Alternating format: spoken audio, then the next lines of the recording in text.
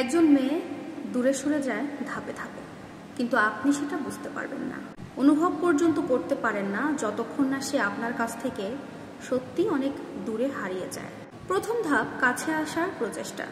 শুরুর দিকে সে আপনাকে তার মনের সব কথা বলতে শুরু করবে, তার অনুভূতিগুলো শেয়ার করবে, ছোট ছোট কথায় আপনাকে বোঝাতে চাইবে, কখনো কখনো বা তার ভালো লাগা, তার কষ্ট, দুঃখের কথা আপনাকে জানাতে চাইবে। সে চাইবে আপনি তার কথাগুলো গুরুত্ব দিয়ে শুনুন, মনোযোগ দিয়ে শুনুন, তাকে সময় দিন। কিন্তু আপনি হয়তো খুব একটা পাত্তা দেবেন না। আপনি ভাববেন এটা তো স্বাভাবিক, মেয়েরা তো এমনই হয়। কিংবা আপনি হয়তো ব্যস্ত থাকবেন, অথবা আপনি ভাববেন সে তো আমারই, আমার কাছে সব সময় সে বলবেই, আজকে যদি না শুনি তো কি হয়েছে, পরে কোনোদিন শুনে নেব। কিন্তু আপনি বুঝতে পারবেন না এটা তার প্রথম ধাপ, যেখানে সে আপনাকে তার জীবনের একটা অংশ বানানোর চেষ্টা করছে। দ্বিতীয় ধাপ অভিমান আর আবেগের বিস্ফোরণ। যখন সে দেখবে আপনি তার আবেগ, অনুভূতি বা ইমোশনগুলো বুঝতে চাইছেন না বা তেমন কোনো গুরুত্ব দিচ্ছেন না, সে তখন অভিমান শুরু করে দেবে। অল্প কিছু হলেই সে ইমোশনাল হয়ে পড়বে, আপনার সামান্য সামান্য কথায় সে কষ্ট পাওয়া শুরু করবে।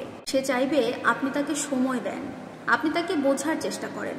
আর এই সময়ে সে হয়তো ছোটখাটো বিষয় নিয়ে আপনার কাছে অনেক অভিযোগ করবে, আপনার কাছে অনেক বেশি সময় চাইবে, হয়তোবা কিছু না বলেই আপনার মনোযোগ চাইবে, আপনার পাশে বসে থাকবে, চুপচাপ করে আপনার পাশে বসে থাকবে শুধুমাত্র আপনার মনোযোগটা পাওয়ার জন্য।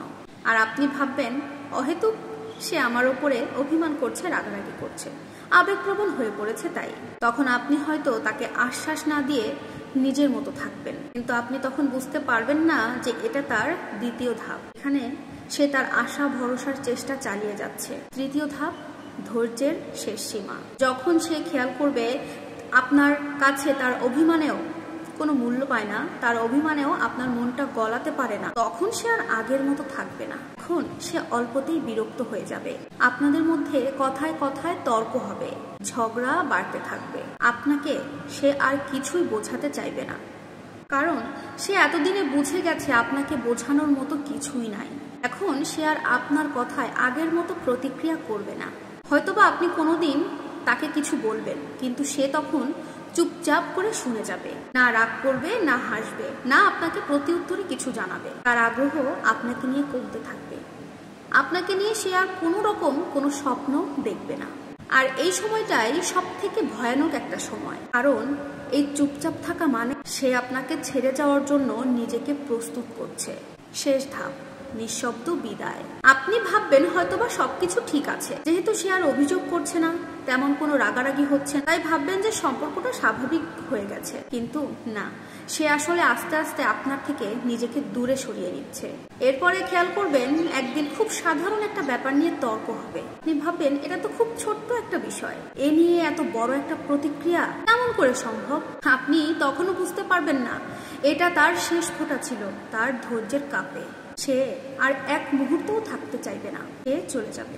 আপনি তখন হতবাক হয়ে উত্তর খুঁজে বেড়াবেন, কেন গেল, কোথায় ভুল হলো আমার, কি করতে পারবেন। কিন্তু সেই উত্তর আর কোনোদিন আপনার কাছে আসবে না, আপনি খুঁজে পাবেন না, কারণ সে আপনার কাছ থেকে অনেক আগেই চলে গিয়েছে, আপনি শুধু টের পাননি। এতটুকুই যা।